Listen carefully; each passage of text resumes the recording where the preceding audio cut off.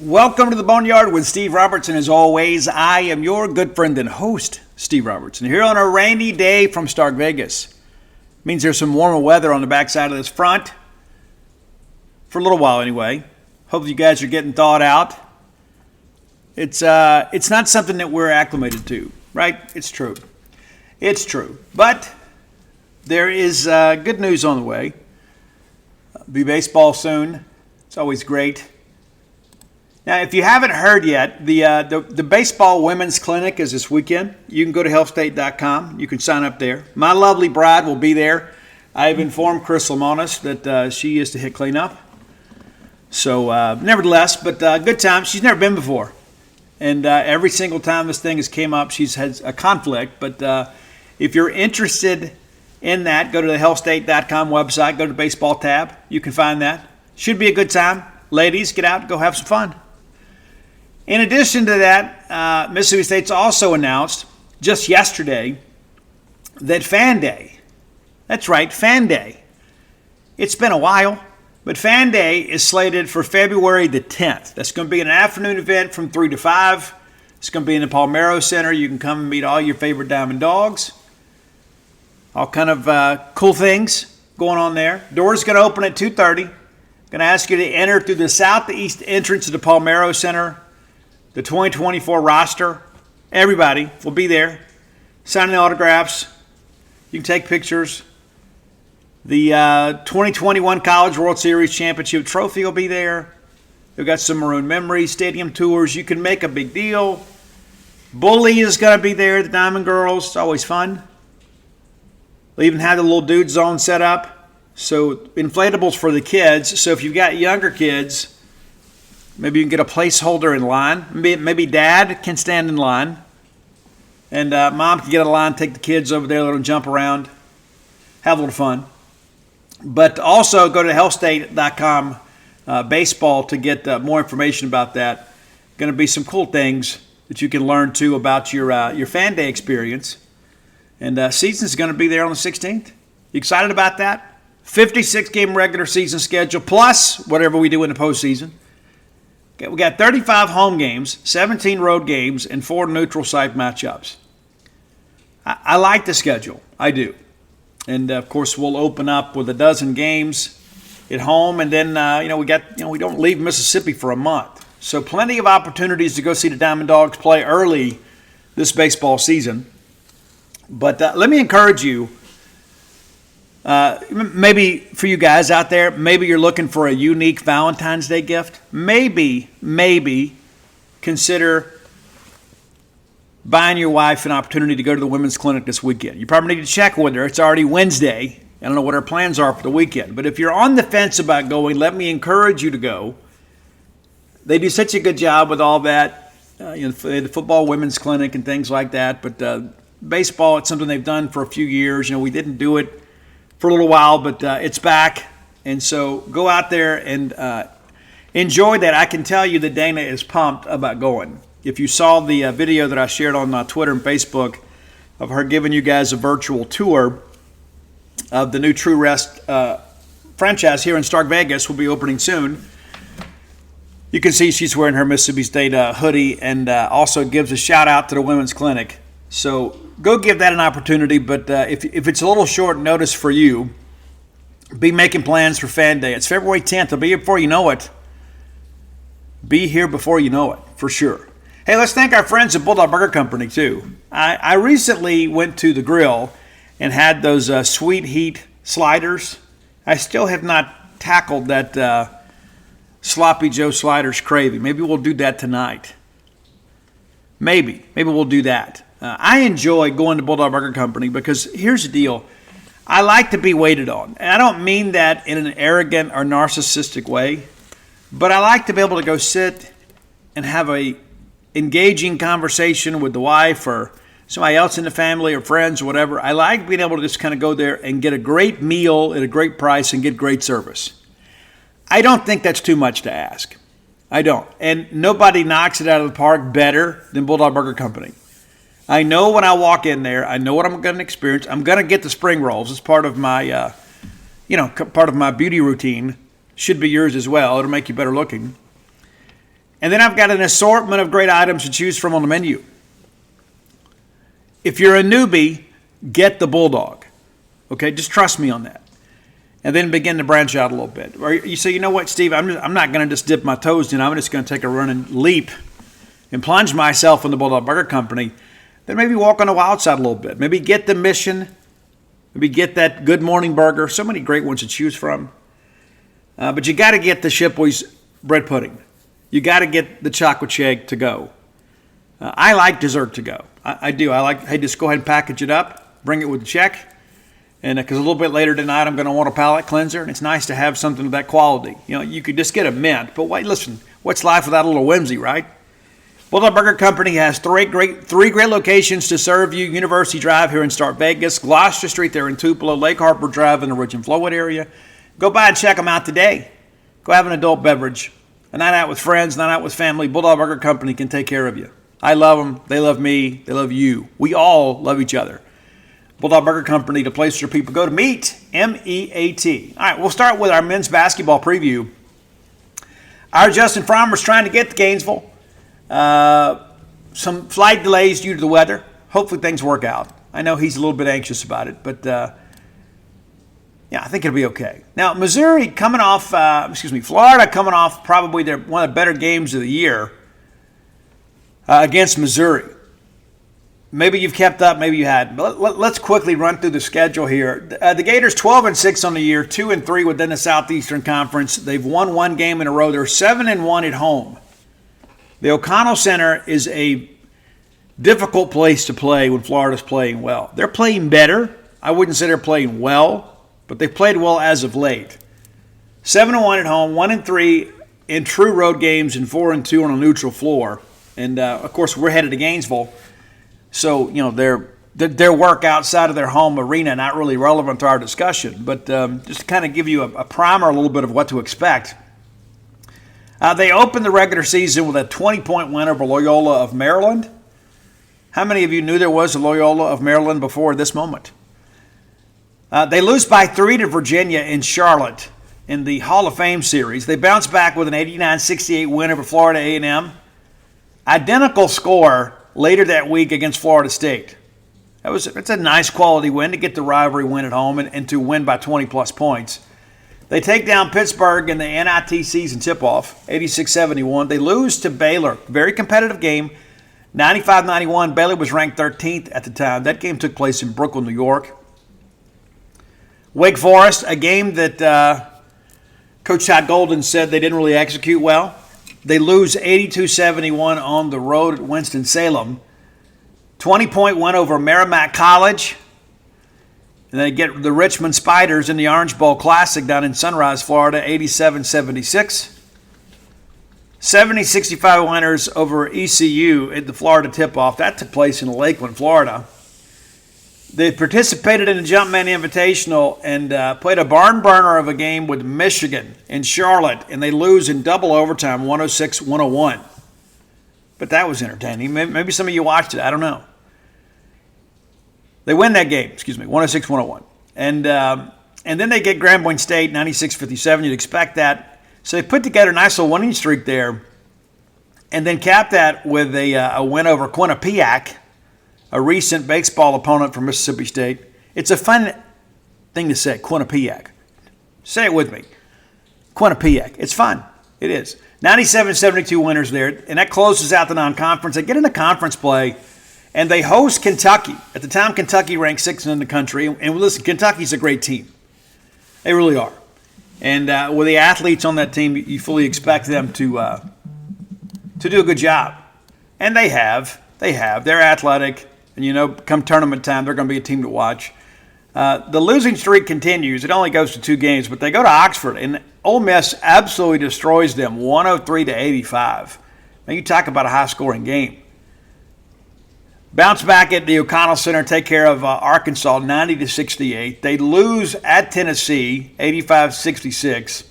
It's tough to win on the road, but they did against Missouri, 89-67. 79-67, if I can read. And that's a good game. What's interesting, a couple things I think we can take away from this game. I don't know if you've looked at the box score. An interesting note here. Missouri in this ball game was 3 of 16 from the three-point line. 3 of 16.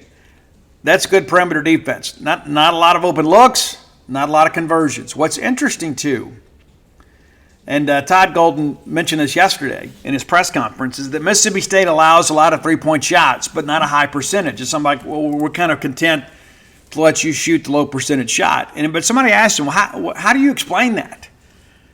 And he said a lot of it's because of our length and our ability to close out on shooters. That we do give up some open looks at times, but we do kind of scramble out there and alter the shot a little bit. You get a hand up and kind of forces a little bit of an alteration there.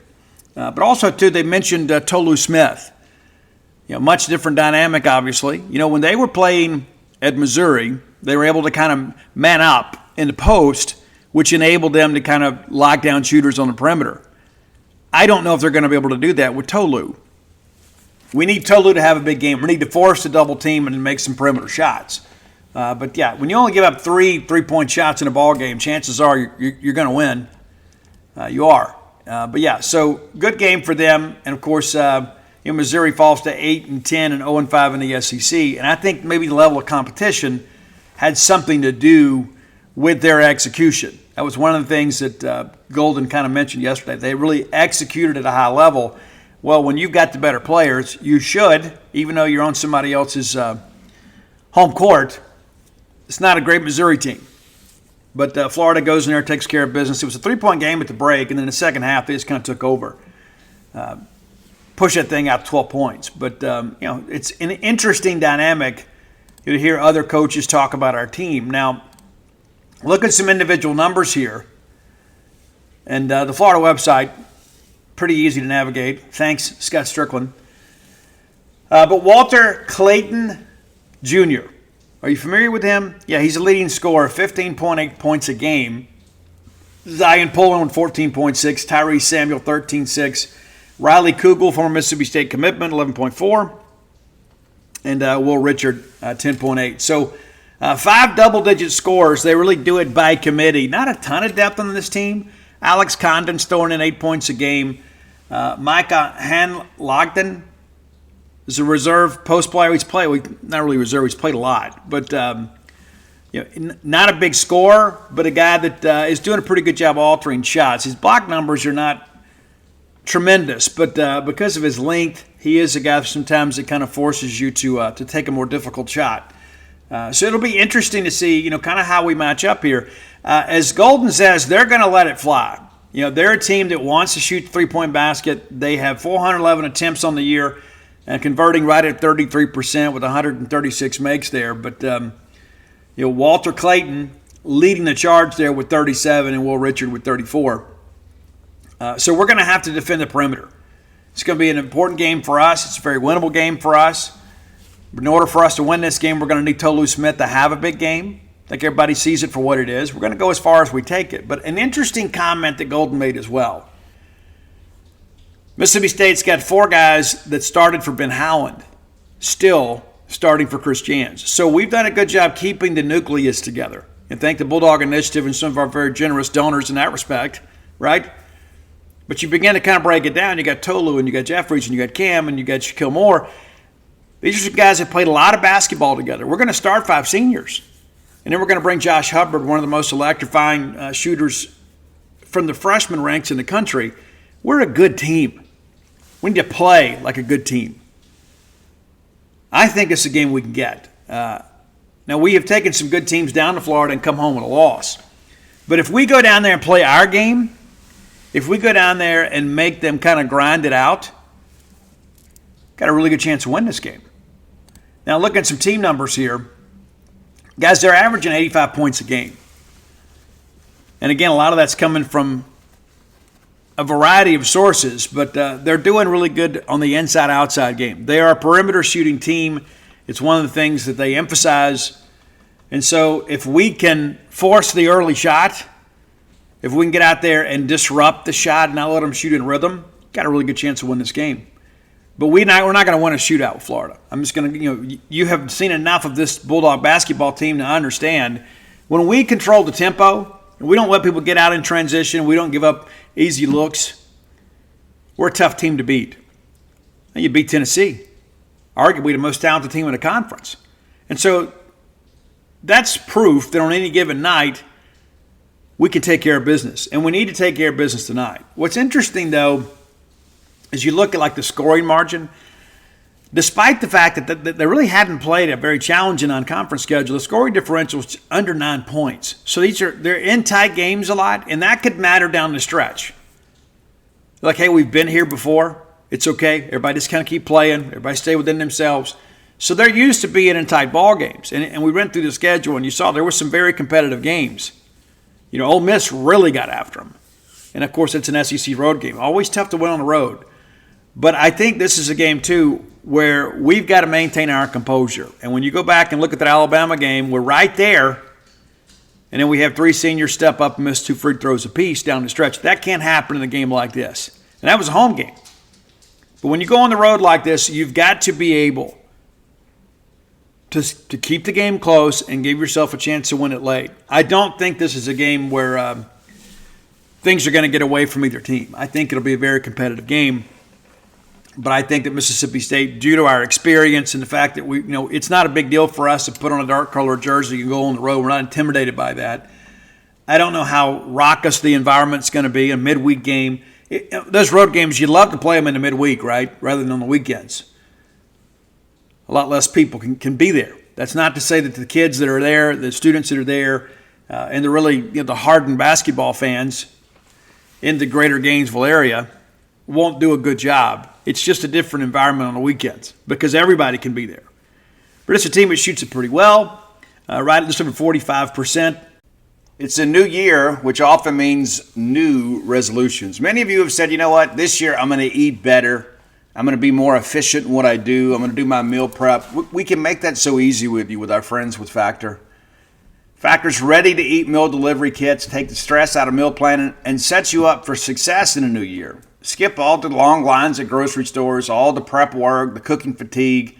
Instead, get chef-crafted, dietitian-approved meals delivered right to your door with over 35 meals to choose from each and every week. They include options like keto or calorie smart, vegan plus, veggie, and so much more. Over 50 weekly add-ons. You got a ton of nutritious and flavorful options to kickstart your resolutions. So skip the overpriced takeout trap. Factor is cheaper and way more delicious in most cases than takeout. Get chef-crafted restaurant-quality meals delivered to your door. They're ready to heat and eat in just 2 minutes, which means more time for you to do all the other things you've got planned. Factor has everything I need for a week of flavorful, nutritious eats in addition to ready-to-eat meals. They got cold-pressed juices too, folks. Smoothies, energy bites, extra protein, veggie sides, and so much more to keep us energized during the frantic times in life. Head over to factormeals.com/boneyard50, and that 50 is significant. Use code boneyard50 to get 50% off. That's right. That's code boneyard50 at factormeals.com/boneyard50 to get 50% off. Make your resolutions count. Interesting, 33% from beyond the arc we talked about. But rebounding is going to be key for us. They've done a really good job kind of controlling the glass. I think a lot of that, too, is because they've been able to out-talent people in a non-conference schedule that really wasn't that challenging. But pulling down 44.7 boards a game, allowing 34.4, so a 10.3 differential in favor of the Gators. I think with Tolu and Jimmy Bell and Cam Matthews, we can neutralize some of that. I think if you look up at the end of the day, and if we have won the rebounding battle in this game, we have likely won the game. They do dish out a handful of assists, 15.3 per game, allowing 11.5. They do commit some turnovers, though. A negative turnover margin for them. That's interesting, right? 12.8 turnovers a game. I guess that's not. I misread this. That's correct. They're turning it over 12.8 times a game and only forcing 11 turnovers. So, yeah, it is a negative 1.6 differential. I thought I was wrong, but I was mistaken, as Mark Twain once told us. They're a team that can get a little bit sloppy at times, and this is where State's got to take care of basketball. We got to take care of the basketball. Not a ton of blocks for them, 90, allowing 76, so basically 5 a game. We've got some length, we've got some size. We got to get in there and kind of play bully ball with these guys. We do. Now, Golden says that's what they're going to try to do to Tolu Smith. They want to make him uncomfortable. They want to make him receive the ball out of the post. They want to make him give the ball up. My honest opinion is if they try to man up Tolu is too good of a passer for that to be successful. I think they're going to have to double Tolu in the post. And I think one-on-one Tolu can compete with anybody in the Southeastern Conference. So we're going to go as far tonight as he can carry us. And I know many of you are interested in watching the game. If you're in the area and you're on the fence about going, let me encourage you to go. Please, please, please, please go to the game if you're there. That is a 7:30 tip Mississippi State time. So hopefully Justin will make it. They're talking about them, getting out there. But Justin's going to be there for us, weather permitting. It's going to be on the SEC Network. I'm sure you're going to want to tune in and watch that. And you know what happened Saturday. We'll talk about that on Friday. But Auburn comes to town, top 10 Auburn. So we're going to need you there. Again, make plans to be there. And if you're coming for the women's clinic, it works out pretty well, right? Because shortly after the women's clinic is over, you can hustle right on over to Humphrey Coliseum for a 2:30 tip. You can make a whole day out of it. What would be better than that? Drop mom off for the women's clinic, go get some breakfast, get some brunch, go pick her up, maybe go get yourself a snack, or maybe eat again. I don't know your needs. And then go to the basketball game. Could be a great day. But, when you look at this Auburn team, and we will in greater detail on Friday, there's a lot to like about this team, and there's a lot that concerns you if you're an opponent. And Bruce Pearl's done a great job there. Anybody that says otherwise is just being disingenuous. Pretty incredible. But let's take a little look. We'll look back at what's happened here as of late. A big win last night for South Carolina makes us look a little bit better, I guess. Maybe we don't feel quite as bad about that loss. But South Carolina absolutely destroys Kentucky, 79-62. And then they stormed the court, got fined for it. But there was nothing fluky about the game at all. You don't win in the Southeastern Conference against a top 10 opponent, and it's a fluke. And, of course, Texas A&M takes down Missouri at home, 63-57. Looking at tonight's games, LSU is at Georgia. Auburn, of course, at Alabama. Mississippi State at Florida. Arkansas at Ole Miss. LSU may be a little bit better than advertised. Georgia, Mike White doing a good job there. Auburn's got to go to Alabama. Alabama always seems to do a good job at Coleman. That could be an interesting game. So if you want to, you just watch that doubleheader on the network. Watch LSU and Georgia. We'll play both of those teams at some point. And maybe flip back and forth with the Auburn-Alabama game until the Bulldogs come on. Yeah, and then, of course, the nightcap, Arkansas and Ole Miss. So you can get your fill of SEC basketball tonight. No ifs, ands, or buts about it. But, when you begin to think about how important this week is, we can ill afford to go 0-2. We got to find a way to win this game tonight. Auburn's now won 11 games in a row. Not to say that, anything can happen, especially when you go on the road. But this is a team, this Auburn team, very well coached, very talented. They'll play in Tuscaloosa tonight and then be in Starkville this weekend. So a road week for the Tigers, but they are battle-tested to say the least. And then you have Tennessee and Alabama right there at 4-1. So it could be a very competitive game for sure. But you start looking through the numbers here, and you start looking at the teams that are behind us. Missouri and Vanderbilt are winless in the conference. Arkansas is 1-4. They're probably facing a must-win game tonight. It's going to be tough. But Mississippi State, Ole Miss, Florida, all right there together with 2-3 records.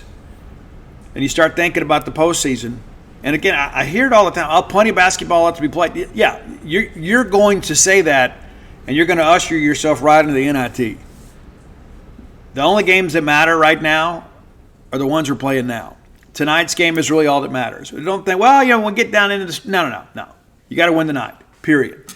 And you know as well as I do, Chris Jans has that mentality. Chris is a very cerebral guy, but a very grit and gravel type coach. We're going to go out there and try to get after these guys. And Florida's not a finesse team by any stretch of the imagination, but they are a very athletic team, and they do their best to kind of get some open looks, kind of work that ball around out there. There's going to be a lot of ball movement. Help side defense is going to be huge for Mississippi State. Be big for Florida, too. That's kind of where we are. We begin to look ahead at all this stuff. All right, time for today's top 10 list, as always, brought to you by closewithblair.com. That's C-L-O-S-E, with Blair, B-L-A-I-R.com. Blair is my friend, your friend. He's our collective friend in the mortgage industry. Has 23 years of experience, back-to-back-to-back, top 1% close ratios in the country. Here's the deal. I don't know what your needs are. I say that all the time. And it's really out of respect, right? I'm not going to sit here and try to tell you, hey, this is what you should do. I don't know what your needs and concerns are. I don't know what your dreams are. But I suspect that at some point, you've had the dream of home ownership. I would suspect that's the case. And maybe that's proven to be elusive for you. You know what? It may be because of the fact that you had the wrong loan officer. It may be because you didn't have somebody kind of championing your cause that understands the ins and outs of the mortgage industry. Nobody stays in any industry for 20 plus years without knowing what they're doing. You need to have somebody that knows how to get things done, championing your cause when it comes to your home. Your mortgage is too important to just trust by some fly-by-night subprime lender. Blair now works for Priority One Mortgage. Recently made the move over there. The same level of service went with him. Hit him up today at 601-500-2344. That's 601-500-2344. Be sure and let him know that you heard about him on the Boneyard. He might sing a song for you, probably like a Widespread Panic song or something. But let's not hold that against him, right? I know at the end of the day, Blair's going to do a good job for you, regardless of his musical interest, right? And I love Blair. Blair's a friend of mine. Very happy to partner with him. I wouldn't do business with people that I didn't trust. And so you're going to have to just kind of take my recommendation here. Blair is somebody you can trust to get things done. Again, that's closewithblair.com. I don't know why, but I decided to do Randy Rhoads today. Now, I wanted to give it, I guess because I wanted to talk about some things here that I've learned recently. I don't know if you guys know this, but Tom Morello of Rage Against the Machine, love his music. I don't know how you feel about his politics, but I don't ask anybody for their voter ID card when I buy their CDs or I download their music. I hadn't bought a CD in a while, to be honest with you. But all that I understood, Tom Morello says that Randy Rhoads is kind of like the Robert Johnson of rock music, right? Because the catalog is so small, but it's so incredibly influential. And many of you don't know, many of you young bucks think you hear the name Randy Rhoads, you think, man, this guy had a career that's lasted forever. Man, guys, Randy died at 25. He did, and started Quiet Riot, man, when he was like 17 years old. It's nuts, right? And then like his best friend, Kelly Garman, he went to high school with, they were just hoods, right? That's what they called us back then. We were just hoods. If we had our hair on our collar and maybe an earring in or whatever, smoked Marlboro Lights, we were hoods. That's what they called us.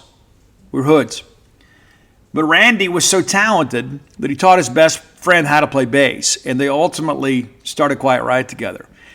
Randy left Quiet Riot after things got crazy. Kevin DeBrow, who's always been a little bit prickly, God rest his soul. But Kevin DeBrow is a great singer. And he and Kelly got into an argument. There was a gun pulled, and then Randy had to fire like his best friend, and things got to be really, really tough.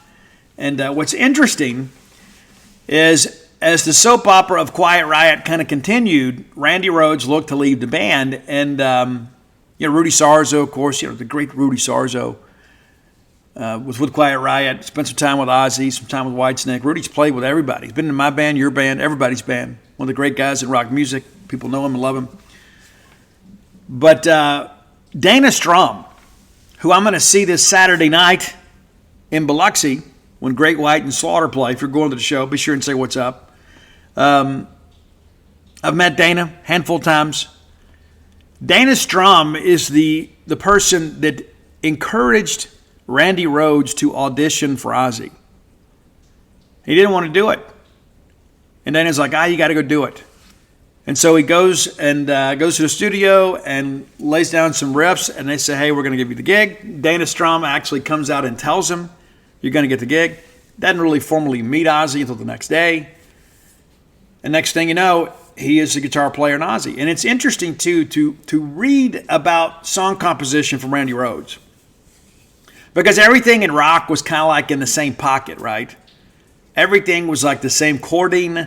Everything's played in the same pitch. It was just so much to it. And Randy Rhoads was a neoclassical trained guitarist. His mom ran a music store. She was a classical pianist. His dad was also a musician.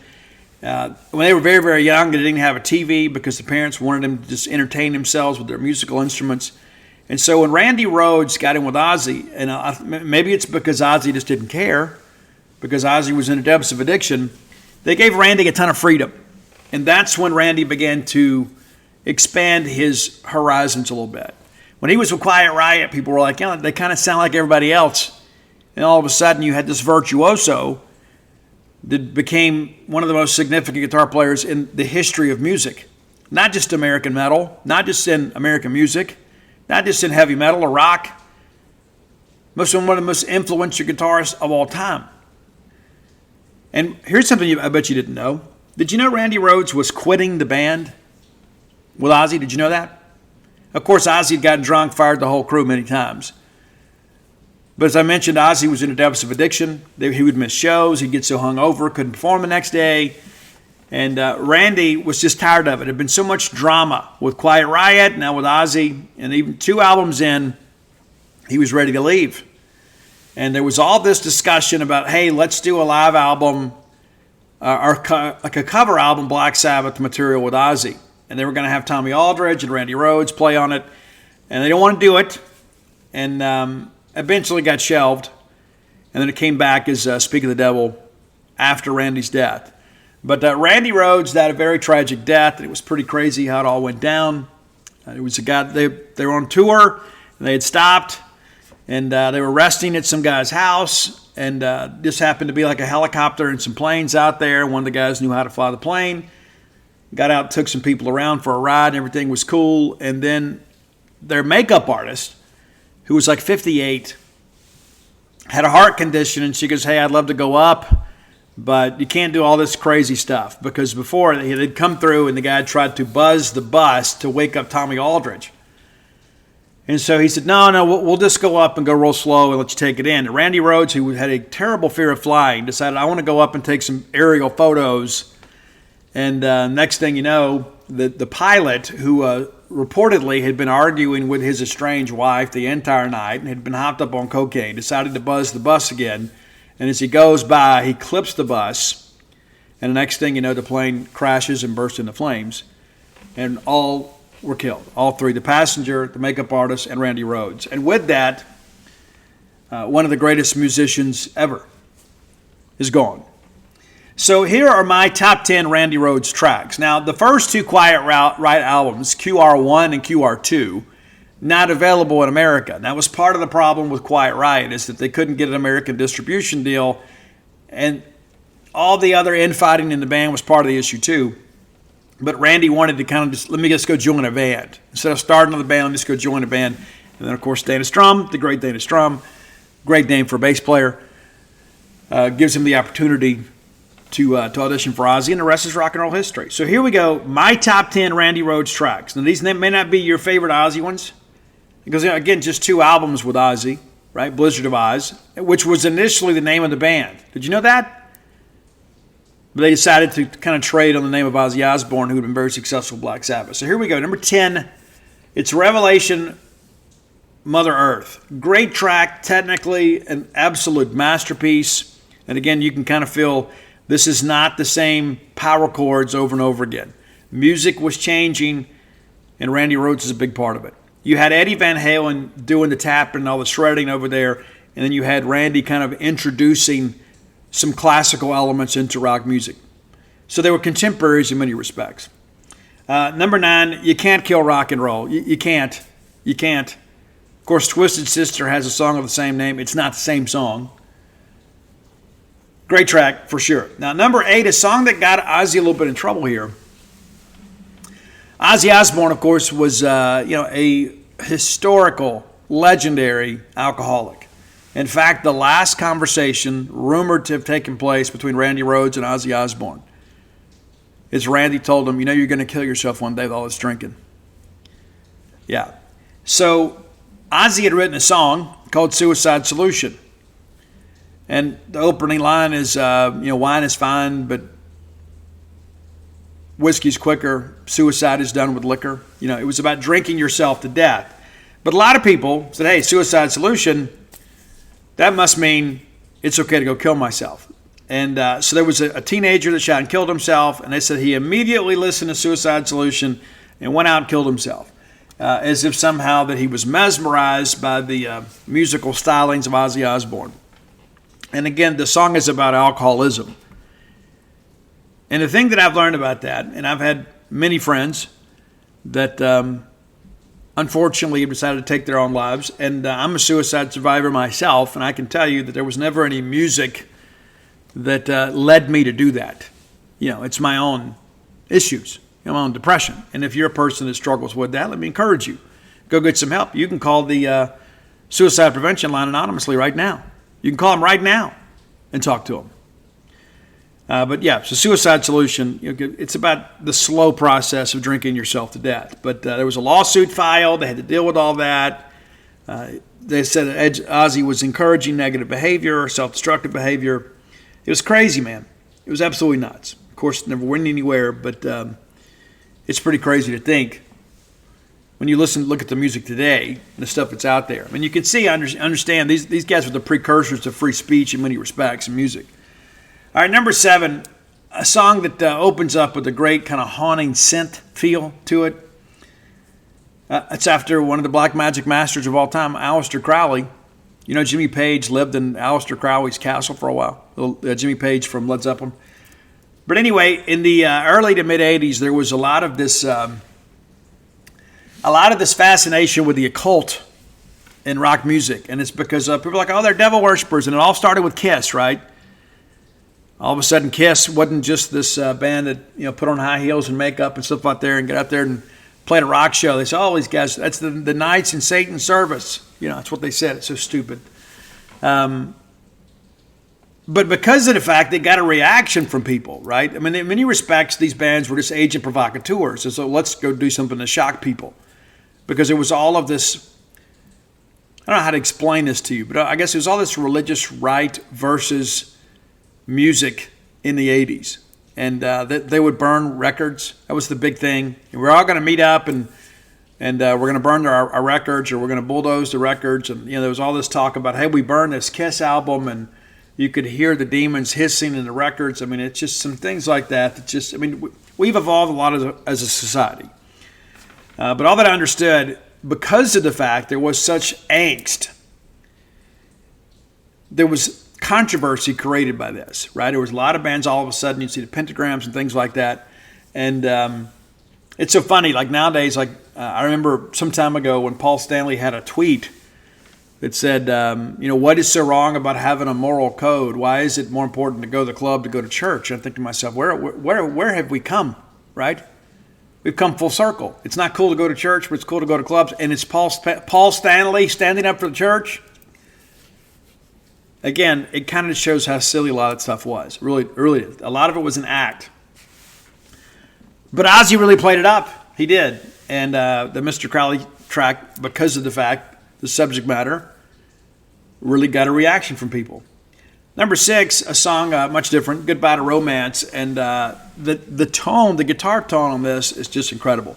The vocal is really good too. But what stands out to me is Randy's playing on this. I think Randy made this song in many respects. It's amazing. All right, number 5, a track too that I don't know that gets enough recognition. You want to hear the infancy of the Metallica experience with Kirk Hammett. Kirk, of course, was with Exodus and went to Metallica after Dave Mustaine was fired. But in the beginning, Metallica was just thrash. They were just shredders, right? That's what they were. Everything was real aggressive. It was real fast. It was in the same pocket over and over again. And then all of a sudden, things got a little more melodic. Like, remember when Unforgiven came out and people were like, holy smokes, where has this been? This is a masterpiece. Well, go listen to Diary of a Madman. That's your birthplace of that style of music and that song. I mean, you go back, you can listen to it yourself. You can hear the chord structure is very similar. Now, Kirk Hammett, one of the most amazing guitar players of all time, too. Don't get me wrong. I'm not saying that Kirk ripped off Randy. I'm just saying that this is the inspiration for that style of music. Diary of a Madman is fabulous. Absolutely fabulous. All right, number 4. Love this one, man. This, again, Randy just kind of laying it down here. I mean, it opens up, man, just this incredible riff. And Ozzy's vocal is amazing on this. It's I Don't Know. And this is a rocker. And if you've ever been an Ozzy fan, you know what I'm talking about. Like, there's a lot of people that buy a T-shirt and listen to the hits. They pull up Ozzy Osbourne Essentials and just jam that. But for those of us that were alive when this music was released, tracks like I Don't Know kind of carry the torch. Big difference. All right, number 3. I think in many respects this may be outside of number 1. This may be the best riffing that Randy did on what was considered a single at the time. You couldn't play this music on the radio, right? Because people would show up with pitchforks and that kind of stuff and threaten to burn down a radio station. But thank God for Z106 back in those days, and WRNO, the Rock of New Orleans. But Flying High again, man, I absolutely love this one from start to finish. And it's one of those songs, too, you know how some songs feel dated in your life? You're like, oh, guys, I've listened to some of this music so much in my life, even since I was a teenager. Like it may have gotten a little bit old for me in the 90s, but I went back to it. I cycled back to it, and I listen to this stuff all the time. But Flying High again, this is just one of those songs for me. When I think of Ozzy, when I think of peak Ozzy, and you know my feelings about this, the Jakey Lee years were the peak years. You can get mad in the same pair of pants you get glad in. I mean, I'm sitting here paying tribute and homage to Randy Rhoads today, so I'm not throwing a shot at him. Randy Rhoads, technically a better guitar player than Jakey Lee. There's no question about it. But because of MTV and because of the music that Jake brought with him, when Jake became the guitar player for Ozzy Osbourne, that was the peak. Bark at the Moon, Ultimate Sin, that was the peak of the Ozzy Osbourne experience, period. But when I go back to this Randy stuff, that's the one for me. Flying High again is just one of those songs that I can listen to it today and say, yeah, I remember being a teenager when I first heard this on cassette. And I was like, oh, yeah, I remember that time I was at Omaha and I was listening to this and I was on my way to get tacos. It's still part of the soundtrack of my life. Number 2, I absolutely love the drum roll, the way this thing opens up, man. It's just, this is one of those songs, too, that, again, it wasn't technically a single. It was huge. It's Over the Mountain. And, again, Ozzy does a great job on this one. But I think this is one of those songs where sonically every player in the band got it absolutely right. It's a great track. But number 1, and you know what it is. You know what? As soon as I mentioned the day we're doing Randy Rhoads, you knew exactly what it was going to be. And whenever we started talking about what we should do in the fourth quarter, and everybody's like, hey, let's get rid of Don't Stop Believing. I said, guess we got to do Crazy Train. We have to. And we've done it a little bit. I like what we're doing with the Eurythmics thing. I think it gets people going. But if you'll notice, sometimes in the fourth quarter, we do play some Crazy Train. And that was your good friend and host recommendation. I tell you this, if they ever give me a chance to pick the soundtrack, like a Duty Noble, you know how sometimes they do the theme night? We had the Stranger Things with Game of Thrones, which I just finished last night. A little late to the party. I'm one of those kind of people, if I pull it up and I see, oh, there's 10 seasons of this, I don't know if I want to I don't like that kind of commitment. But the bride said, hey, let's watch Game of Thrones, and I absolutely loved it. I absolutely did. And I know that I'm late to the party, so you have to forgive me. I'm pretty busy sometimes, so I don't get to watch as much Netflix as you guys do. A lot of times we just put on Big Bang Theory reruns and just kind of, hang out and just kind of talk and then go on to sleep. But most nights we'll try to watch a movie. More times than not, she didn't make it. But I watch a lot of Game of Thrones by myself. One thing I'll say real quickly, I don't want to spend time about this, but Game of Thrones is excellent. Now, there is some filler in it, too. And I'll be honest with you, when they tried to do the whole Walking Dead thing as a part of that, I know they're in the books, it just didn't work for me. Like that episode, The Long Night, the big battle, with the Army of the Dead and stuff, it was so incredibly overdone. It was, and I know I'm going to get some hate for that, but like Steve, guys, it was so incredibly gratuitous from an egotistical standpoint. They made this thing out. That thing could have been wrapped up in 10, 15 minutes. And there is some filler in Game of Thrones. And there are some episodes that there aren't even really any plot points. There's just things that happen. It's like, well, it's kind of like a reality show. Well, this is what's going on with so-and-so. And it doesn't further the story. But all that said, absolutely fabulous. I love the ending.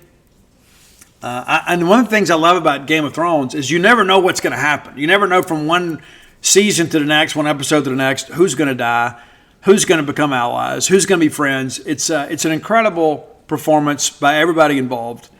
It will make you uncomfortable. I'm just going to tell you now, if you don't like to see naked women, it's probably not for you because there is a lot of that, especially the first 5 seasons. But again, a lot of mystical type stuff in it too, but it's very, very entertaining. Very entertaining. And there's the cautionary tale. And you see this throughout Game of Thrones. And I'm not going to give any spoilers or anything like that. But what we see is that power corrupts. No matter how well intended many of these people started out, no matter how they say, hey, this is going to be my platform, eventually having the power, to behead your enemies or to steal somebody else's property, you see it all throughout that.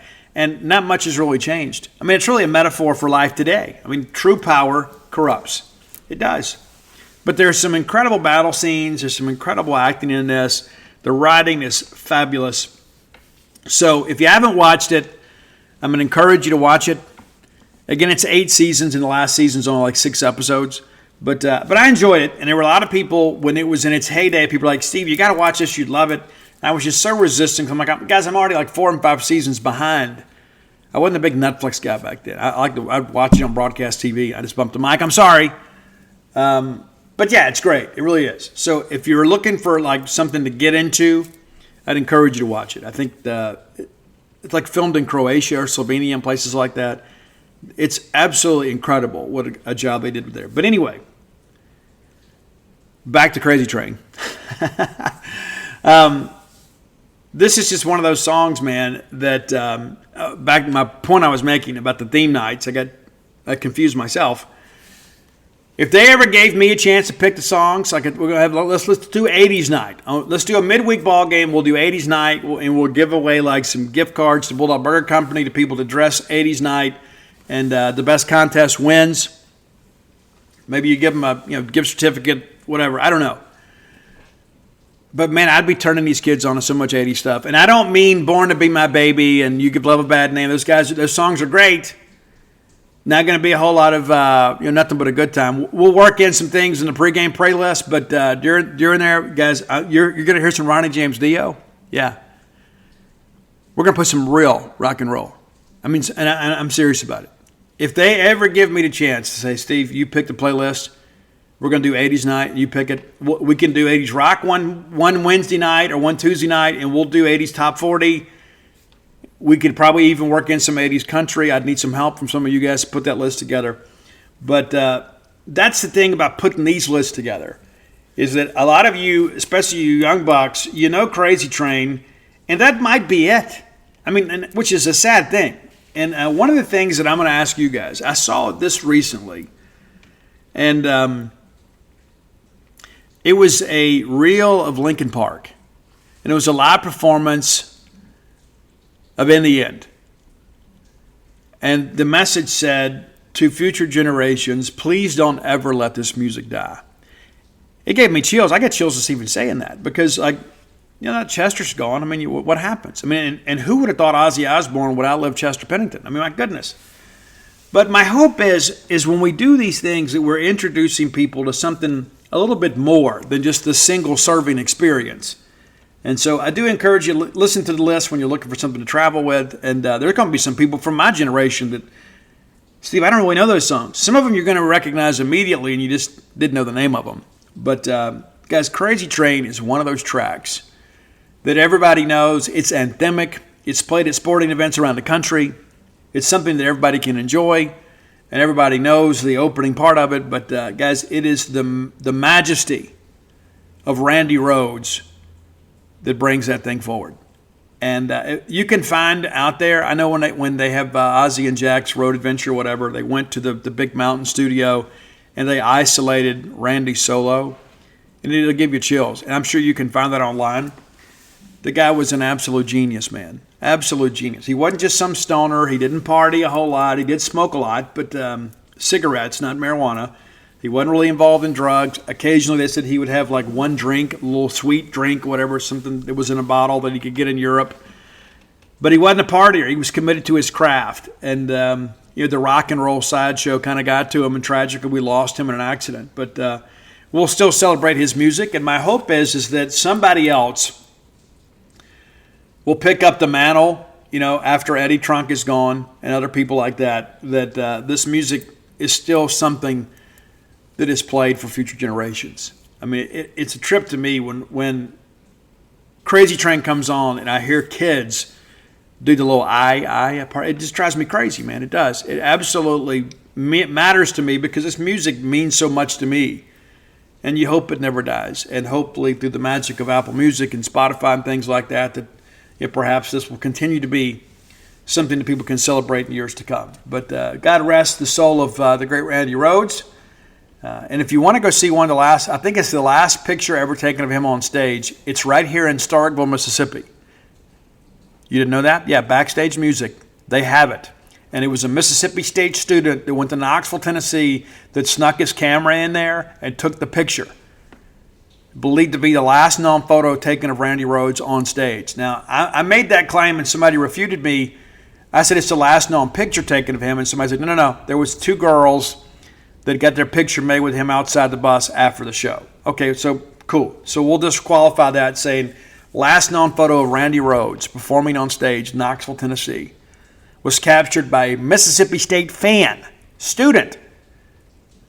And whoever you are, thank you. I love you. I do. I have gone and looked at that picture so many times I can't even count. Every time that I have a chance to go to Backstage Music, I go and look at that picture of Randy Rhoads. And I imagine what that moment was like for that kid. And but yeah, it's right here in Starkville. Little rock and roll memorabilia for you. Go to Backstage Music. Go check those guys out. The coffee pot's always going. They're always happy to talk some tunes. And every so often I get my Ibanez out and I'll bang on it a little bit and drive my dogs crazy. But I go in there and I get my Ernie Ball super slinkies from those guys. But thanks as always for your support of the Top 10 list. If you have an idea for the Top 10 list, reach out and let us know. Best way to do that is to hit up Roy on Twitter at Dogmatic67. You can find our great list on Spotify under that same handle. Be sure to hit subscribe. And if you have ideas, let us know. We just might use them. Thank you.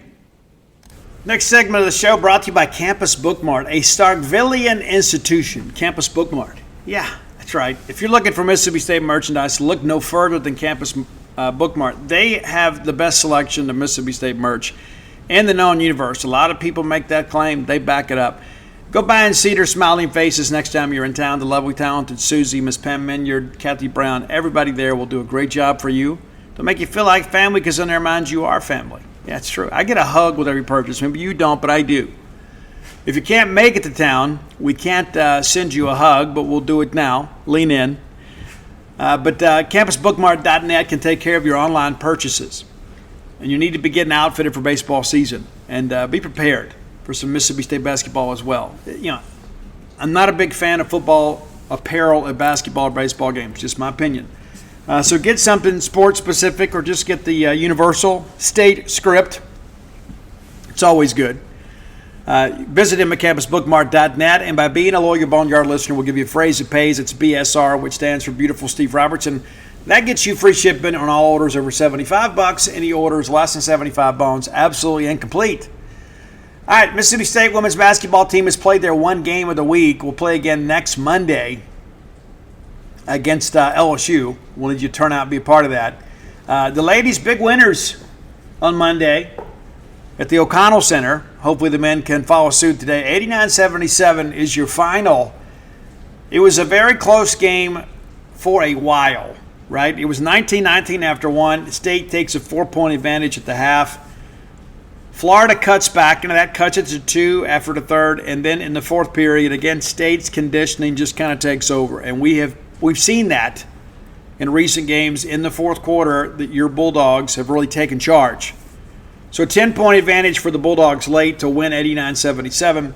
State now 16-5 on the year, 3-3 in the Southeastern Conference. Florida falls to 10-7 overall. and 1-4 in the Southeastern Conference. Now, I've had a couple people tell me I've been mispronouncing Jerkayla Jordan's name. I've been saying Jerkalia. It's Jerkayla Jordan. I apologize to all of you. Sometimes name pronunciation is a moving target for me. But Jerkayla Jordan, 35 minutes of action, 21 points to lead the Bulldogs. Also had a steal, a block, just a couple turnovers, 4 assists. She did fell out of the game. Goodness gracious, what would she have done had she not fell out of the game? Pulled down 12 rebounds. Easily your player of the game, Jessica Carter. A nice game for her as well. We talked about we needed her to play big. She did. 39 minutes of action, stayed out of foul trouble, 10 of 17 from the floor. She did miss all of her free throws. We're not going to nitpick the performance, but certainly some room for improvement there. Pulled down 16 rebounds, a dozen of those on the defensive end. Had 1 assist, a couple turnovers, and 20 points. So kind of filling up the stat line. You need to see that from your stars. Debrisha Poe from Meridian, Mississippi. 24 minutes of action. Knocked down a couple three-point shots. 5 of 6 from the line. Pulled down a couple boards. 13 points for her. And then Lauren Park Lane. Good game for her. Dished out 8 assists. Scored 12 points. Pulled down 3 rebounds. 1 of 2 from the line. I like it when she's there. I just always so much confidence when she's on the line. But 5 of 10 from the floor. And then Erin Barnum, 4 points for her. And then Darion Rogers, 11 off the bench.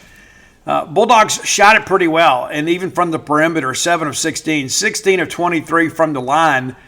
You take out Jessica Carter's 0 for 5 night, you begin to realize Bulldogs as a team shot it exceptionally well all the way around.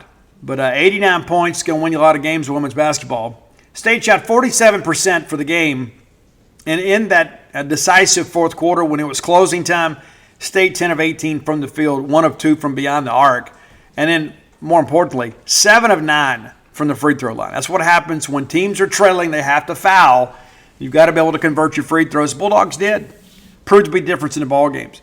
The game was tied 6 times. At no point did Florida lead the game. How cool is that? 48 points in the paint. Jessica Carter doing most of the work there.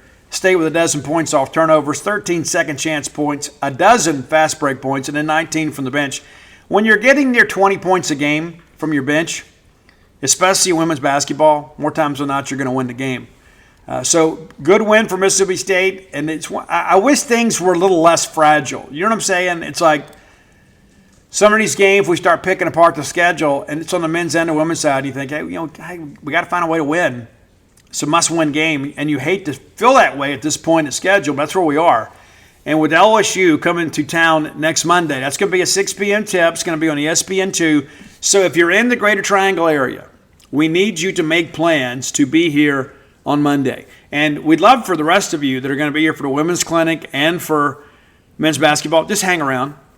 Maybe just if you got a condo up here, take Monday off. Come be with us. Big game for your Bulldogs. And then the next week, it looks to be, even though it's a lot of road games in there, you got a chance there. You know, that you get LSU, and then you got back-to-back games against Kentucky and Texas A&M. Those are games we have to have. If we're going to finish in the top half of this league, and we certainly feel like we're capable of doing that, going to have to have those games. And looking at the SEC women's schedule here, and we'll look at the standings while we're together. And it's interesting, too. I asked Roy before I did the Randy Rhodes, had we done Slaughter? Because I'm seeing Slaughter. So we're going to come back. So that's your tip. Friday we're doing Slaughter to kind of preview the weekend for those of us going to Great White and Slaughter. You should all be there. It's going to be great. Most of us are empty nesters now, too, so we can get out and go enjoy some tunes again. I'm still true to the rock, man. I am. All right, looking at the schedule, it's going to be busy, this week for sure. You know, on the women's side, it always is. You know, that's the thing. Again, we talk about basketball, baseball. It's like you don't have time to kind of sit around and feel sorry for yourself because of the fact there's another game right around the corner. So Thursday night, before we get back together, January 25th. Is it just me, or does it feel like the year is just kind of rolling along? Florida is at Ole Miss. You got to like Ole Miss there. South Carolina's at LSU. That could be a very fun one to watch Thursday night since the Bulldogs aren't playing. Number 1 South Carolina at defending national champion LSU. In Baton Rouge, in what they call the Deaf Dome in the PMAC. That'll be on ESPN. That'll be a very interesting game to watch. Kentucky's at Arkansas. You got to feel like Arkansas can protect the home court. Texas A&M's at Missouri. Pretty much a toss-up game there. And so there'll be some other games this weekend that won't involve us because we're going to be in that Monday game. But you're kind of looking ahead here. A&M goes to Florida, Vandy to South Carolina, Tennessee at Ole Miss. That'll be a good one. Arkansas and Ole Miss, and Kentucky at Alabama. But reality of it is that we're in a good spot, but we got to make up a game somewhere. We're probably a game behind where we expected to be. I think most people probably feel that way. But we're a veteran team. We got to figure some things out here. Looking at the standings, just to kind of give you an idea of where we are, Mississippi State right there. I mean, just kind of neatly positioned there at 6th. We're 6th in the conference right now out of 14 teams. And A&M is behind us in the standings. Hopefully we can get that one. Of course, they're going to play a couple times before we see them. But when you start looking at this, South Carolina, of course, won 17 games in a row. No big surprise. LSU 5-1 in the conference. Tennessee 5-1. Vandy 4-2. Ole Miss 3-2.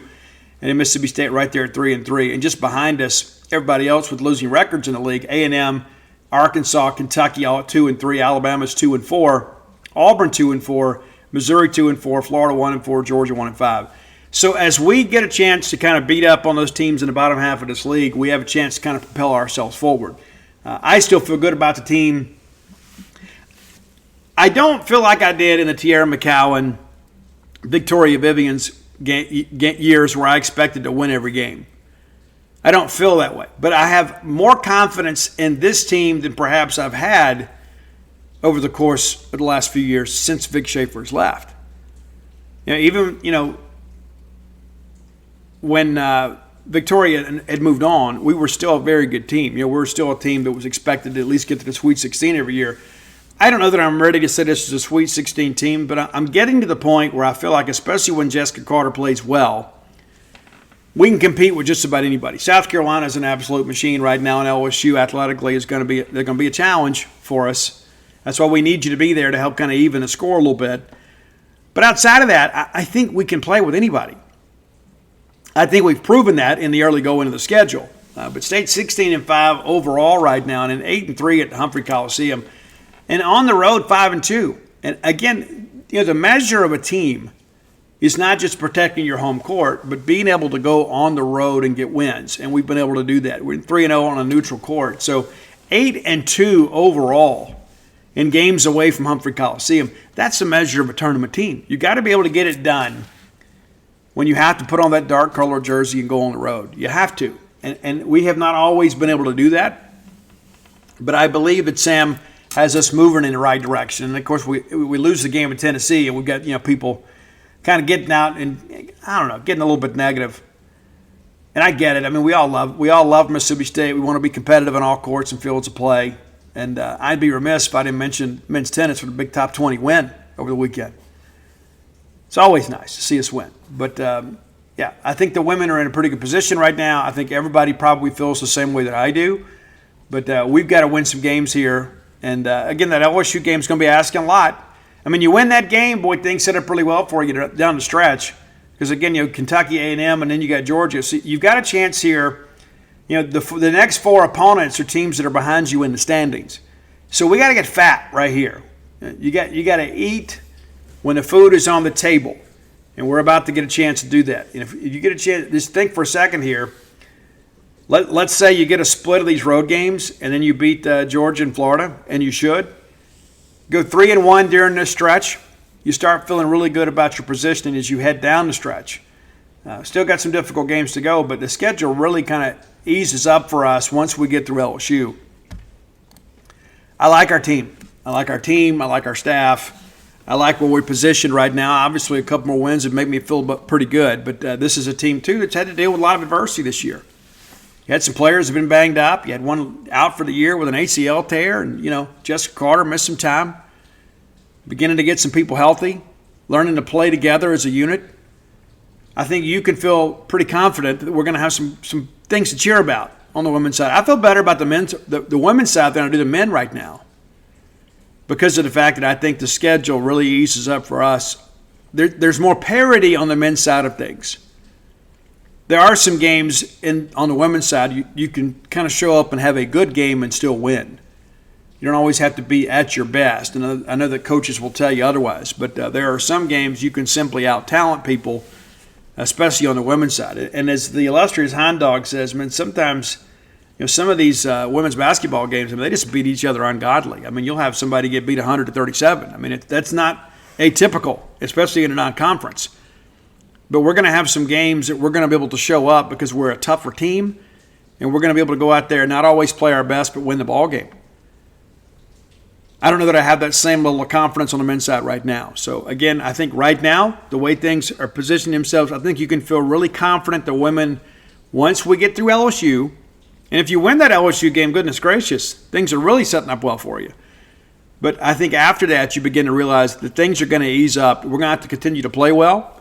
Can't take anything for granted, but we should be able to out-athlete a lot of these teams on the women's side as we kind of move forward.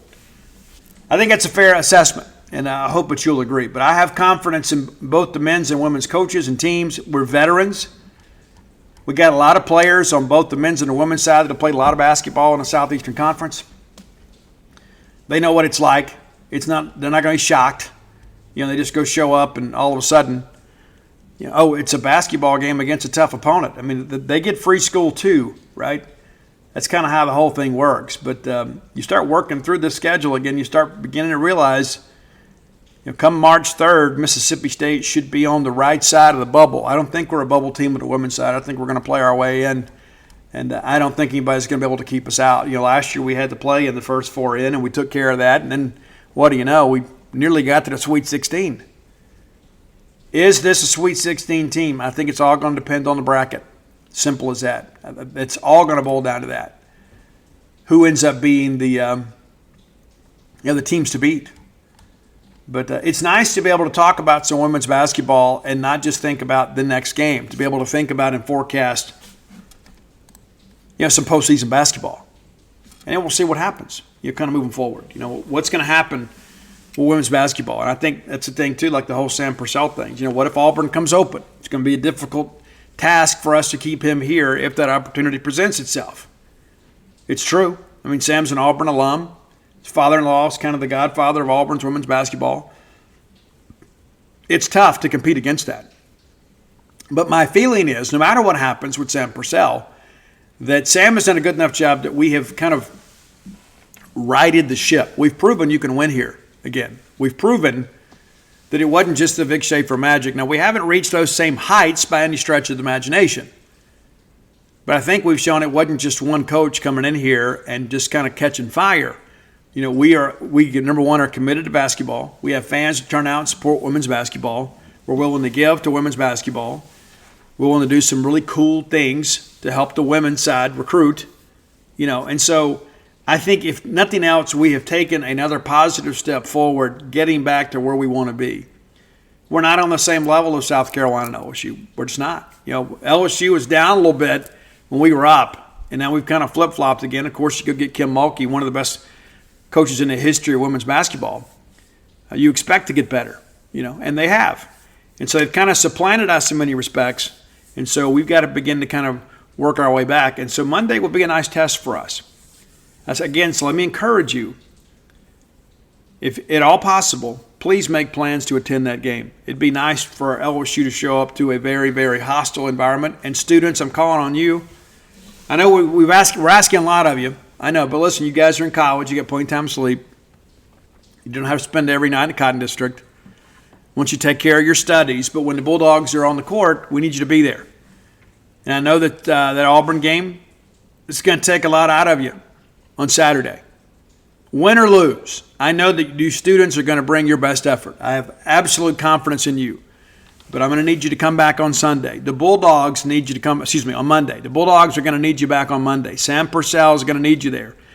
I don't want to have to hear about Sam Purcell having to go, down fraternity row and beg people to come to games. And this is what we come to college for, right? This is one of the main reasons you came to an SEC college, right? You came to an SEC university because you wanted to be a part of a university that played sporting events that matter. These are games that matter. These next two games at Humphrey Coliseum are huge. These are where you make your memories. And there's so many of those you look back in time and say, man, I was there when that happened. We upset them. We beat them. We won a Southeastern Conference championship on our own court.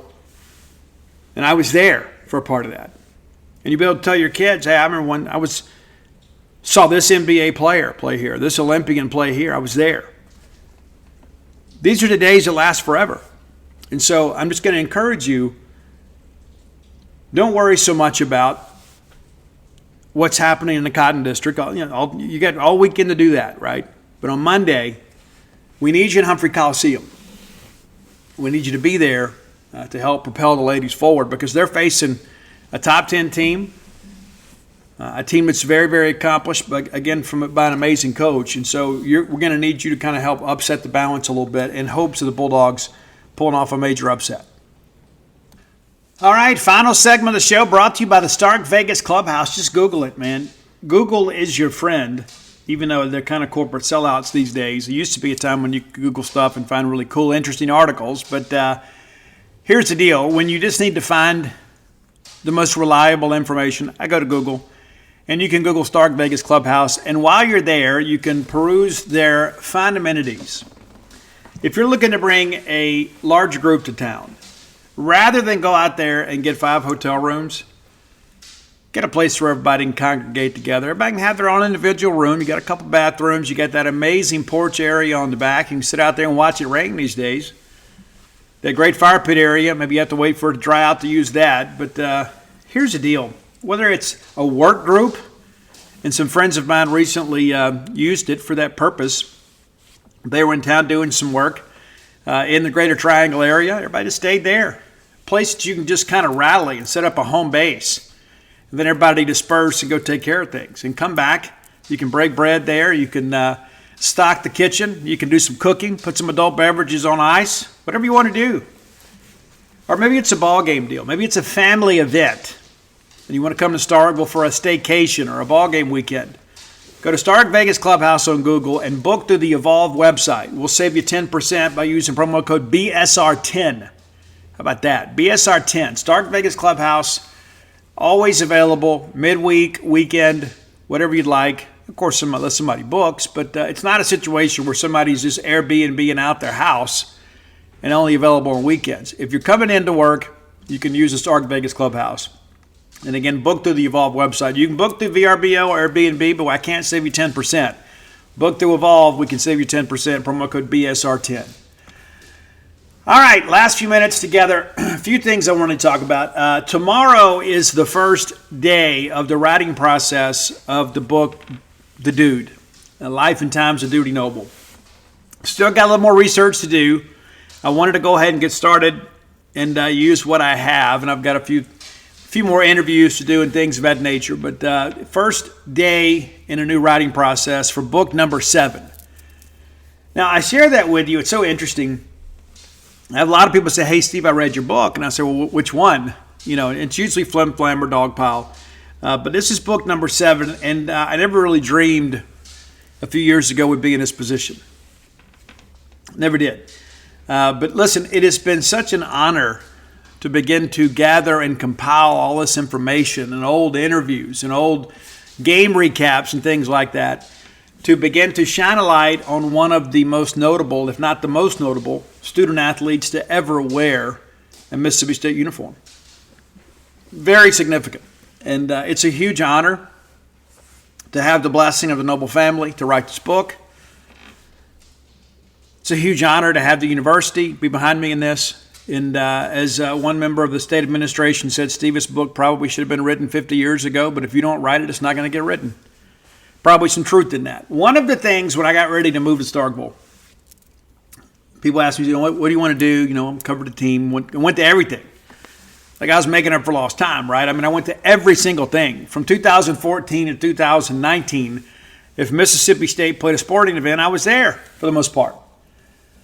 And then 2020 came, and of course we had to make some adjustments to how we staff basketball, and things change, and you begin to think, hey, well, if I wanted all this stuff, it's a bit of an overkill, right? We don't need 3 stories for beating Northwestern State in men's basketball or women's basketball. We don't. It's a little bit much. So I said we can kind of diversify our content production here. And so we've done that. But it's also given me more time to work on projects like this. And I think they're important projects, or I wouldn't commit so much time and effort into it. But we're going to have a limited edition that's going to be pretty special. I'll give you more details as we get a little bit closer. It's funny, people are already asking me, Steve, when can I pre-order? I would love to be able to do that, but I've told the publisher, I was like, hey, let's not do that. Let's at least get the book roughed out before we start taking people's money, because I don't get any money until you guys get your books. But I just share that with you because of the fact that there's so much interest in the book, and there's so much interest in Dudy Noble. And one of the things that I found is a lot of the things that I thought or I'd been told about Dudy Noble are not accurate.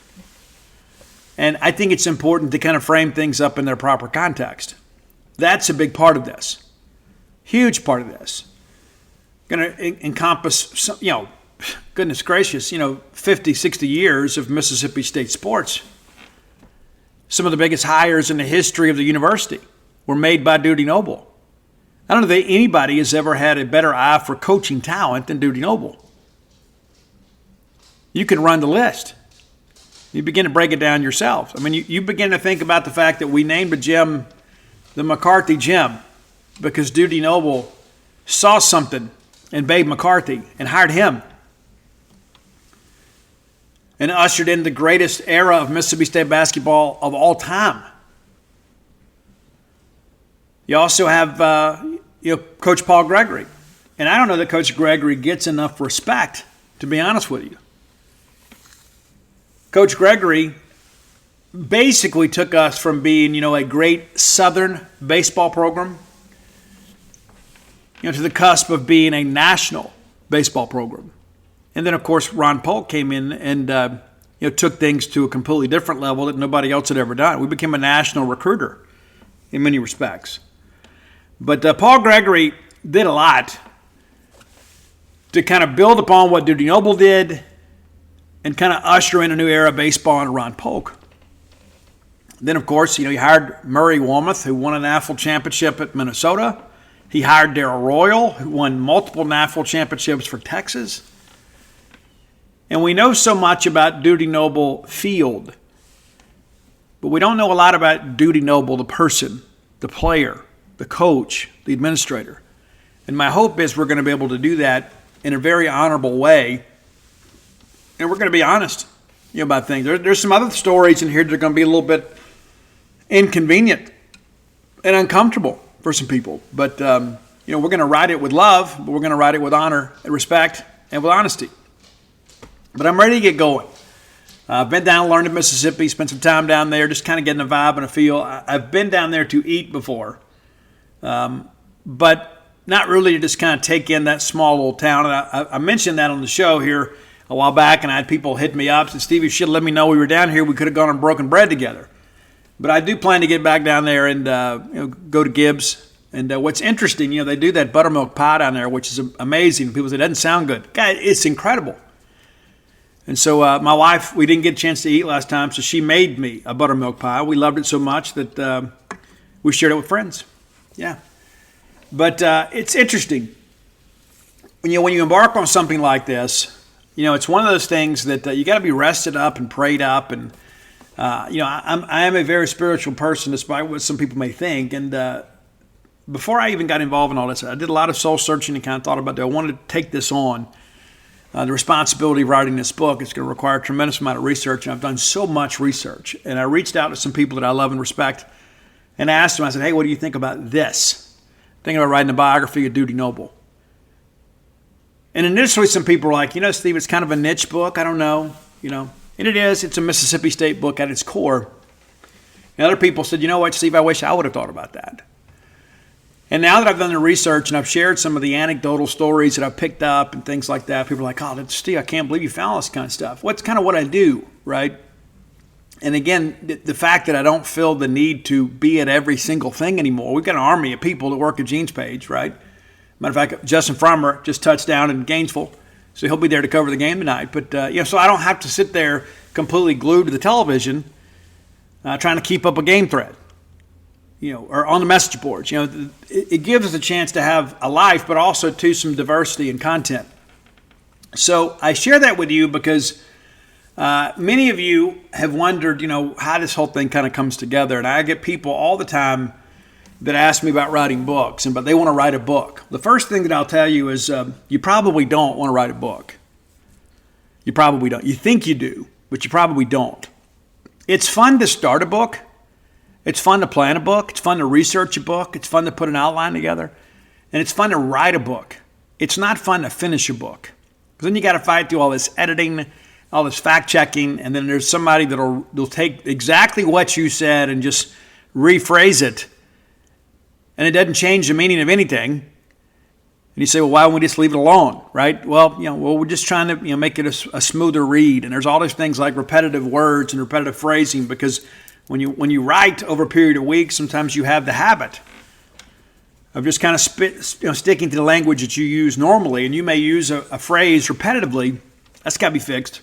That happens to me a lot. It really does.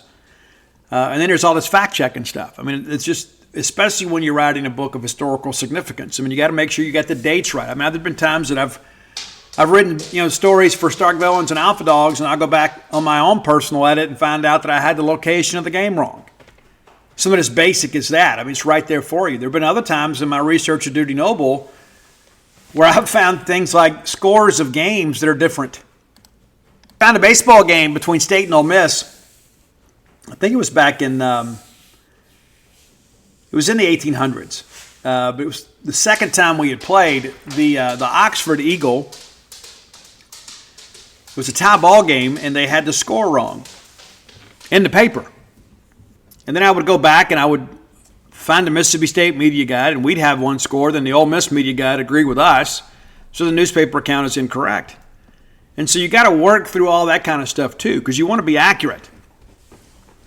There have been some other times that I found, there were some things, some notable players in our history that somebody say, hey, this guy was the first Mississippian to do this, like Willie Mitchell.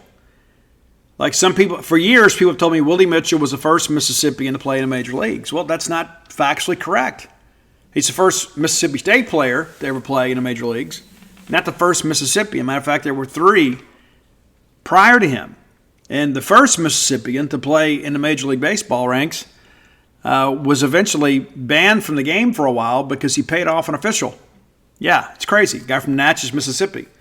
And so I share that because books like these, require a lot of time and effort and research. And so be thinking about your good friend and host as we kind of work on this stuff. And, once we get a little bit deeper into the process, we'll open it up for pre-orders. And, our hope is to have this thing completely finished in about 6 months. That's the hope, 6 to 7 months. We hope to have it out before football season.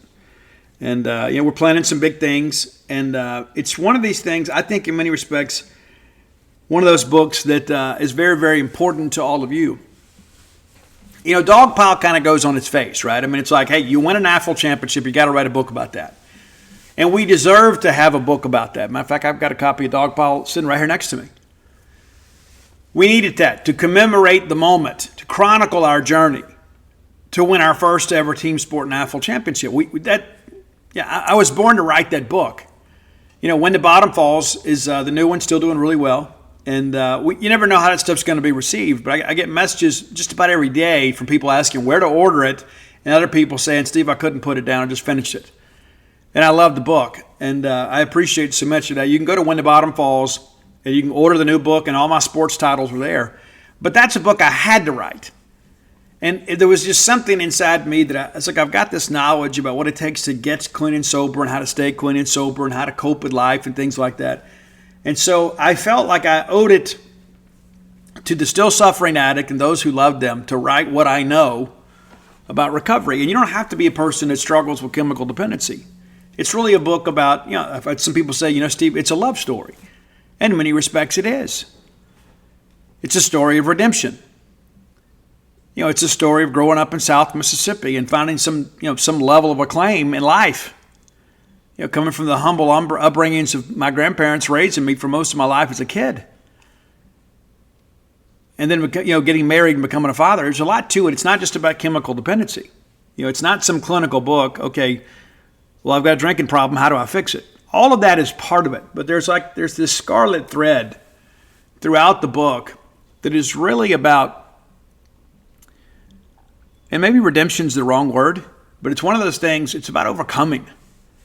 One of the things that, I'm not very thin-skinned like some people think. My wife sometimes will point things out to me and say, I think you're being a little bit too sensitive about this.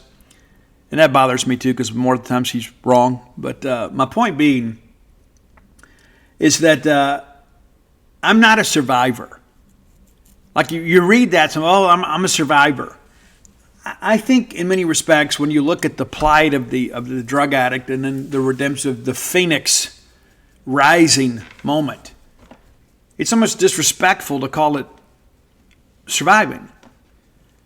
Because surviving in many respects is a measure of luck.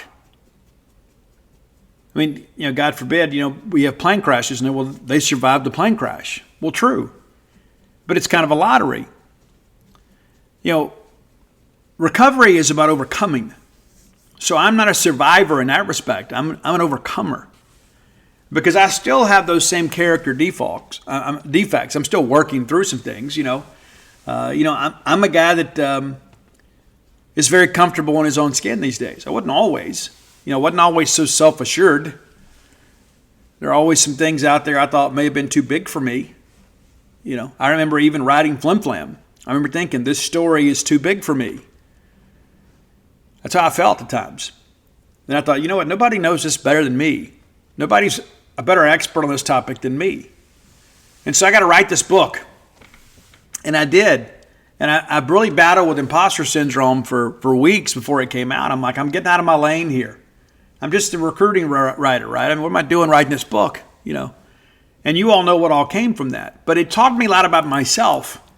And I share that with you because you can be better tomorrow than you are today. You got to try something new. And listen, there are a lot of people out there, like one of the things that irritates me, it just drives me crazy. We got a lot of people out there claiming to be kings that are just basically just jesters. They're just a bunch of jokers. And it's like, I'm the king of my castle, And then, it's your wife telling you what clothes to put on, where to put them, that sort of stuff. There's so much of that. We have self-deluded ourselves with so many things. And I just want to share that because you're never too old to change your life. I remember we decided to move to Starkville from Baton Rouge. I remember, Dana and I got out there and did all the yard work ourselves, a lot of work on the house ourselves. And I think the lesson that I taught my children is that, hey, even if you get married, you're middle-aged and married, you can still change your life. We come up here, we've had some great years. I love being here. I'm here for the duration.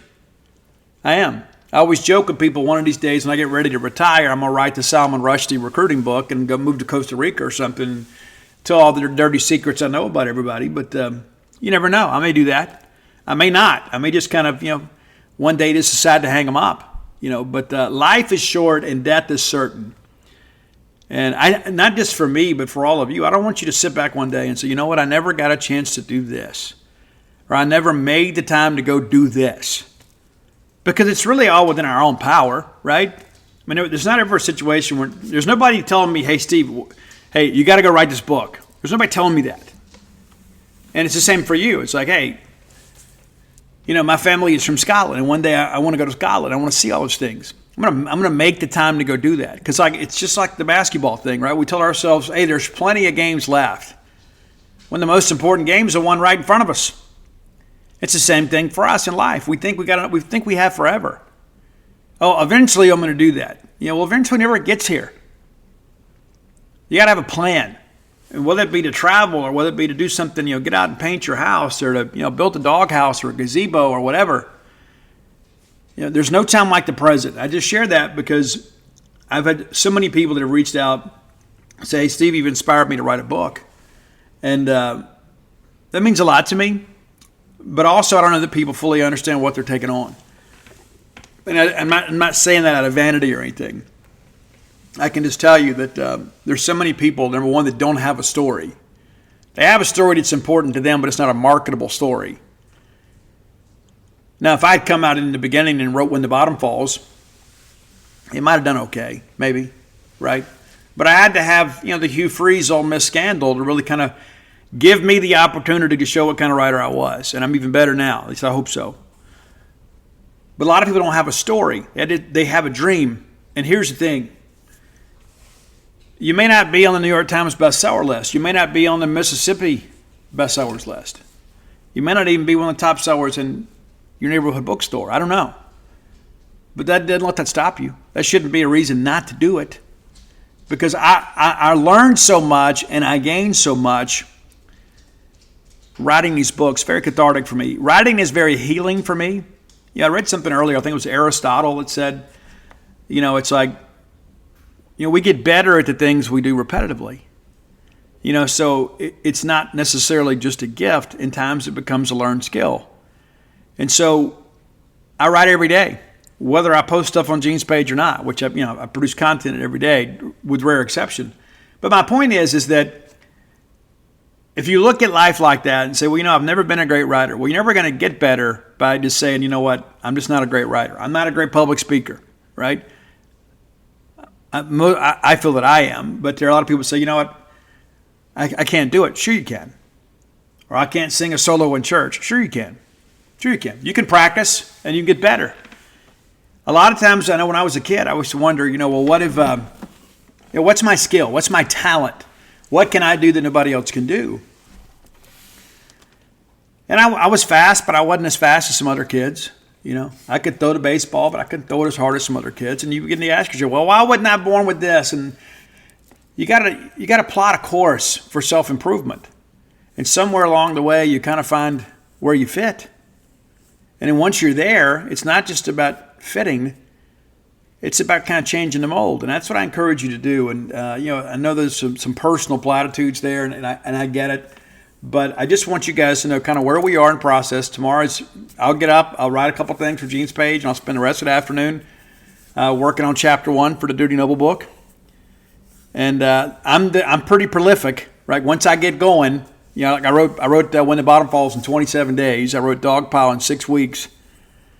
And Dogpile, of course, required a lot more fact-checking and things of that nature. A lot more transcription of interviews. And when you're writing a book about your own life, you don't have to interview anybody. Well, at least I didn't, And so I share that with you just because I think it's important that, 10 years ago, I hadn't written any books. I'd always aspired to write books, but this is book number 7. And I don't say that to praise myself, but to remind people that life is not over. A lot of times we get a mortgage, we get the kids out of the house, we think, okay, well, now it's my time to relax. I'm just thinking about, hey, that's one less, I can kind of eat when I want to now. I can travel when I want to now. I got a lot more freedom these days. It's true. And if you're in the same boat as me, let me encourage you, pick up a paintbrush or grab a pen and a journal and start writing poetry. Do something creative to add a little color and flavor to your life. It doesn't matter what it is. I don't know, take up guitar, buy a horse, whatever. But let's go do something special. And, because, again, I've shared with you guys before, but let's don't lead accidental lives. Let's lead lives of purpose. That's going to do it for today. We'll be back on Friday, hopefully recapping a win over the Florida Gators. And we'll get ready to preview the weekend. And a reminder, weekend game for the Lady Bulldogs is we play on Monday against LSU. But we'll have Auburn coming to town on the men's side. And, of course, we'll have some reaction from the women's baseball clinic. Maybe we'll let Dana get on the mic on Monday and give you guys, a review or a recap. And again, ladies, if you're on the fence about going, let me encourage you to go. You're a part of this program too. And it'd be nice to get out there and go have a little fun, right? Until next time, let's all live our lives in a way we'll make more friends than enemies and people can see a difference in the way we live.